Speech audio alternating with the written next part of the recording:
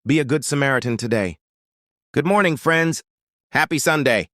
Today, I want to remind you of one of the most powerful stories Jesus ever told, the story of the Good Samaritan. In Luke 10:30-37, may isang tao na nahulog sa kamay ng magnanakaw. Iniwan siyang bugbog at halos patay. May dumaan na pare at levita, pero hindi tumulong. Pero may dumaan na Samaritan, isang taong hindi inaasahan ng iba, at siya ang tumigil, nagmalasakit at tumulong. Alam mo, kaibigan, minsan tayo rin ay may nakikitang tao na sugatan. Hindi lang pisikal, kundi sugatan ng puso, sugatan ng damdamin. At tayong mga anak ng Diyos, tinawag tayong maging Good Samaritan sa panahon ngayon.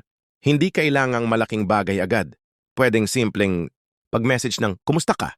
Pwedeng pag-pray para sa kaibigan o pag-abot ng tulong kahit maliit.